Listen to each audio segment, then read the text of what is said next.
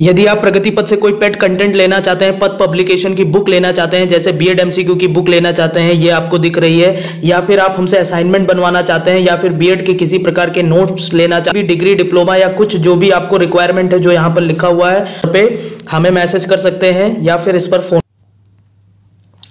देखो बच्चों, इस वीडियो में हम क्या करने वाले हैं, ज्ञान और पाठ्यक्रम के महत्वपूर्ण प्रश्नों को देखेंगे। जो आप कह रहे थे सर मोस्ट इंपॉर्टेंट क्वेश्चन बता दीजिए, तो पूरे 10 प्रश्न लेके आया हूँ और यकीन मानिए कि यहाँ से एग्ज़ाम में आपको मैं 7 प्रश्न लिख के दे रहा हूँ, दिला दूंगा। ठीक है, पक्का आएंगे, लिख लो। ये इतने पेपर, ये इतने क्वेश्चन जो बता रहा हूँ तैयार कर लो। 7 क्वेश्चन नहीं फंसा दिया एग्जाम में तो बताना। पहला क्वेश्चन है, आदर्शवादी शिक्षा के गुण और दोषों की विवेचना कीजिए। तो अब यहाँ पे कोई एक्सप्लेनेशन नहीं करूँगा, सीधा आपको पता है कि आदर्शवाद से प्लेटो जुड़े हुए हैं, अरस्तु जुड़े हुए हैं, ये सब लोग जुड़े हैं। अब उन्होंने कैसे शिक्षा को एक्सप्लेन किया, शिक्षा आत्मा से जुड़ी है, शिक्षा का नैतिक कार्य है, बच्चों को नैतिक बनाना है, तो उनके गुण आपको बताने हैं और दोष बताने हैं। ज़्यादा कहानी नहीं लिखना है। विवेचना का मतलब ये है कि गुण दोष बताते हुए थोड़ा सा एनालिसिस कर दो या उसको थोड़ा सा डिटेल में बता दो, बहुत ज़्यादा डिटेल में नहीं करना है। ये किस में आएगा, लघु उत्तरीय में आएगा। ये बात आपको समझ में, मतलब 300 वर्ड से ज़्यादा इसमें चेपना नहीं है आपको, नहीं तो पता चले पूरी कहानी चेपने लगे। ठीक है, दूसरा क्वेश्चन जो बच्चों आपके सामने है वो है, शिक्षा के उद्देश्यों और पाठ्यचर्या के बीच संबंध की व्याख्या। तो पहले तो शिक्षा का उद्देश्य क्या होता है वो बता दो। ठीक है, यहाँ तक बता दो शिक्षा का क्या क्या उद्देश्य होता है। उसके बाद पाठ्यचर्या को करिकुलम बोलते हैं। बहुत सारे बच्चे पाठ्यचर्या को, मतलब उनको दिक्कत होती है कि इसको सिलेबस बोलें या फिर उसको करिकुलम बोलें। ठीक है, तो आप इसको सिलेबस ना बोलो, इसको करिकुलम बोलो और अकॉर्डिंग टू करिकुलम की थ्योरी से इसको एक्सप्लेन करो और उसके बाद ये शिक्षा को पाठ्यचर्या के साथ संबंधित करके उसकी व्याख्या कर डालो। ठीक है, कर लोगे। इनफैक्ट पढ़ाया गया है, बहुत ज़्यादा पढ़ाया गया है, अब इतने एक्सप्लेन यहाँ पे नहीं करूँगा। तीसरा क्वेश्चन आपके सामने है, बौद्ध शिक्षा। देखो, बौद्ध शिक्षा से एक क्वेश्चन पक्का है, इस्लाम से भरे ना आए बट बौद्ध से और वेदांत से, इन दोनों से एक एक क्वेश्चन विस्तृत में आ सकता है। 600 वर्ड में भी आ सकता है और 500 वर्ड में भी आ सकता है। तो बौद्ध शिक्षा के उद्देश्य क्या थे, पाठ्यचर्या क्या था, करिकुलम उनका क्या था, मतलब पढ़ाने का तरीका क्या था। जैसे आप वेदांत में देखोगे तो वहाँ पे संस्कार और ये सब तमाम संस्कार वगैरह होते थे। तो एक उनका पूरा करिकुलम क्या होता था, पूरा व्यवस्था क्या है। जैसे आज की जो करिकुलम है कि बच्चों को स्कूल में पढ़ाया जाता है, बच्चों को सीट पर बैठाया जाता है। पहले हमारा जब वैदिक काल था तब बच्चों का सर मुड़वा के उनको चंदन लगा के पढ़ाया जाता था। कनपुरिया जोक बना रहा हूँ, देख लो। तो कुल मिला के ऐसे शिक्षक शिक्षार्थी संबंध, अनुशासन की शैक्षिक विवेचना, ये पूरा आपको बौद्ध दर्शन के बारे में बता देना है। इतनी बातें आपको क्लियर हो गई। चौथा क्वेश्चन प्रकृतिवाद से है, एक क्वेश्चन पक्का है भैया। एक रूसो, उनकी बुक जो थी वो क्या नाम था उसका, इमाइल करके था, तो उन्होंने अपना पूरा प्रकृतिवाद का सिद्धांत उसमें लिख डाला है। तो प्रकृतिवाद जो है वो सबसे ज़्यादा किस पे ध्यान देता है, अनुभव पर ध्यान देता है मेरे बच्चों, प्यारे बच्चों। तो ये आप तैयार करके ही जाना। जैसे प्रकृतिवाद हो गया, प्रयोजनवाद हो गया, यथार्थवाद हो गया, आदर्शवाद हो गया, उसके बाद व्यवहारवाद हो गया। ये जितने वाद हैं, प्रयोजनवाद हो गया, जितने वाद हैं, ये इन वादों में से 2-3 वाद पक्का टपकेगा एग्जाम में। तो जो मुंह से बोल रहा हूँ वो, जो यहाँ पे बोल रहा हूँ वो, इतना काम करके ही जाना एट एनी रेट। जो वीडियोस देख रहे हैं, जो नहीं देख रहे हैं उनका तो घाटा होने वाला है। अगला क्वेश्चन आपके सामने है, शिक्षा दर्शन की आवश्यकता और महत्व। अब शिक्षा दर्शन का मतलब होता है कि एजुकेशनल फिलॉसफी अगर आपके पास नहीं होती, ठीक है, यहाँ एजुकेशनल साइकोलॉजी की बात नहीं हो रही है, एजुकेशन फिलॉसफी की बात हो रही है। जैसे एजुकेशन की फिलॉसफी में किसी ने कहा कि एजुकेशन क्या है, वो आत्मा है ना। किसी ने बोला एजुकेशन एजुकेयर से निकला हुआ है, एजुसेयर से निकला हुआ है, उसका मतलब आगे ले जाना है, उनके अंदर की शक्तियों को बाहर निकालना है।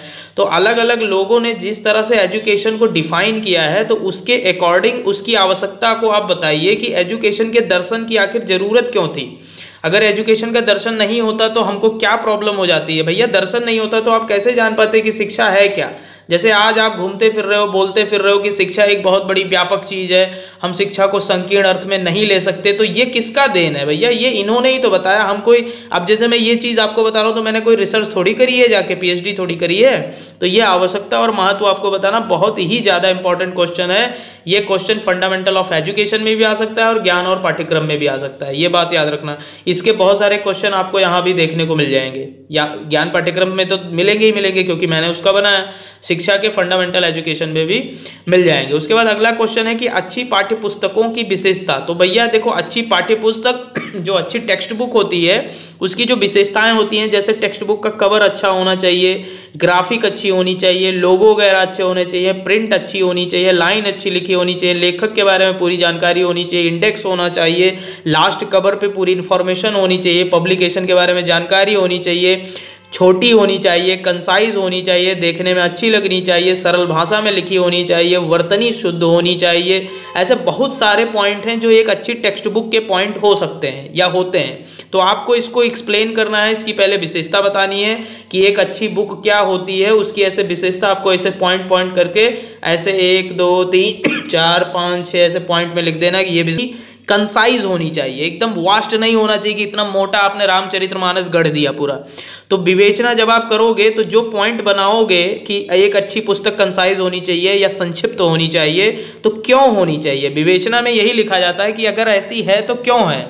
बात समझ रहे हो ना। तो विवेचना उसी को कहते हैं। तो चाहे यहाँ विवेचना करनी हो, चाहे यहाँ विवेचना करनी हो। अब जैसे हमने बोला कि शिक्षा आत्मा है, मतलब प्लेटो ने अरस्तु ने सबसे पहले बोला कि शिक्षा को आत्मा से जोड़ेंगे।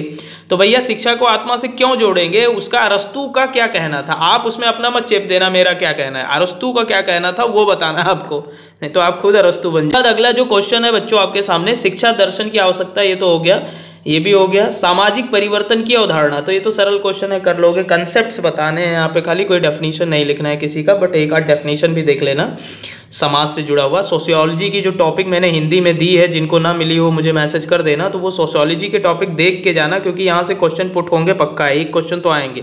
शिक्षा के वैयक्तिक एवं सामाजिक उद्देश्यों का विवरण, तो ये तो आप लिख लोगे कि शिक्षा का वैयक्तिक उद्देश्य क्या होता है और सामाजिक। तो समाज के लिए जिस तरह का, जैसे शिक्षा समाज के लिए क्या करती है, जैसे एनजीओ समाज के लिए क्या करता है, तो एनजीओ भी एक शिक्षित शैक्षिक व्यवस्था है। बात समझ रहे हो, मतलब शिक्षा समाज को क्या है, शिक्षा जैसे बोलते हैं ना, शिक्षा समाज का दर्पण है।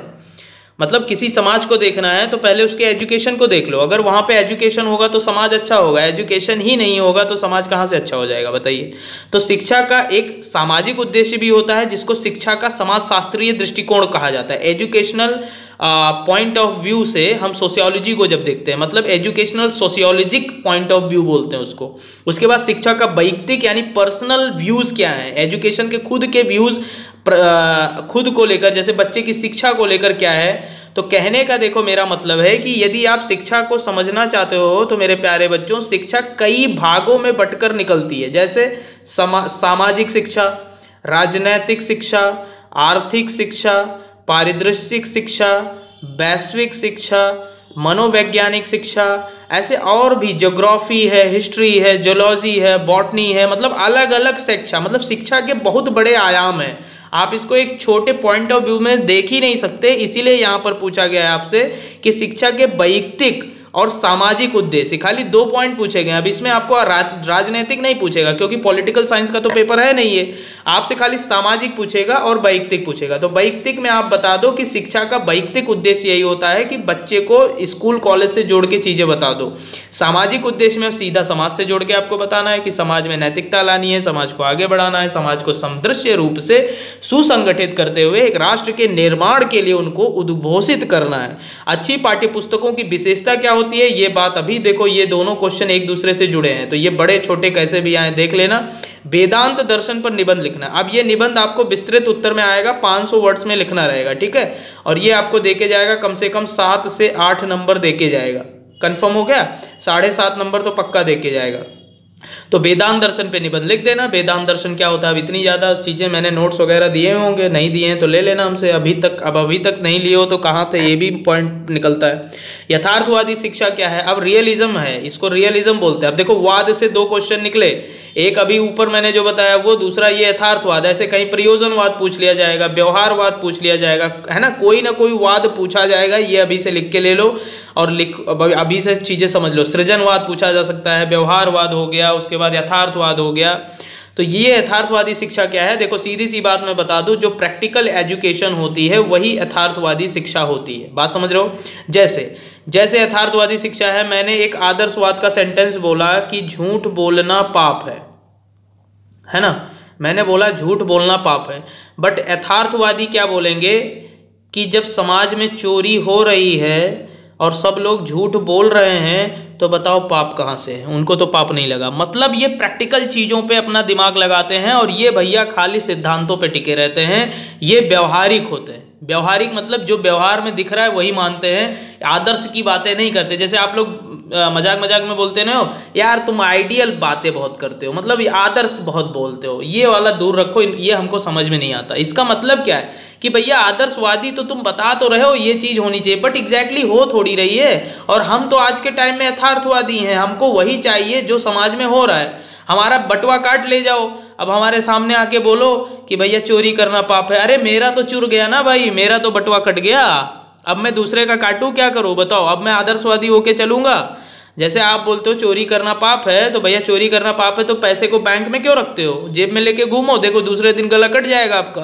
तो यथार्थवादी यही बोलता है कि जो एग्जैक्टली समाज में सोशियोलॉजी में हो रहा है, सोसाइटी में हो रहा है इनफैक्ट, तो वो एग्जैक्टली क्या हो रहा है हमको वो चाहिए। रियलिज्म पे हम विश्वास करते हैं, हमको आइडियलिज्म नहीं चाहिए। बात समझ रहे हो? जेन्यून चीज, जैसे आप बोलते हो ना यार एकदम वो चीज बताओ जो समाज में हो रहा है, बस ये मत बताओ कि क्या अच्छा है क्या बुरा है। अब गांधी जी ने बोला अहिंसा करना सही नहीं है, बट आज तो हमको अहिंसा कहीं दिख ही नहीं रही है। किसका गला पाए कौन काट के भाग जाए भाई, अहिंसा कहाँ दिखती है हमको? तो ये चीजें हैं, बात समझ में आ गई? तो ये इंपॉर्टेंट क्वेश्चन है, ऐसे सारे पेपर का एक एक करके इंपॉर्टेंट दे दूंगा। ये तैयार करके ही जाना मेरे प्यारे बच्चों। मैं बता रहा हूँ आप लोगों के लिए इतना ज़्यादा मेहनत कर रहा हूँ। वीडियो को बहुत ही ज़्यादा लाइक देना, शेयर करना अपने मित्रों के बीच में, और ये क्वेश्चन बिल्कुल तैयार करके जाना। कम से कम 7 क्वेश्चन फंसाएंगे इसमें से, मैं गारंटीड बता रहा हूँ आपको।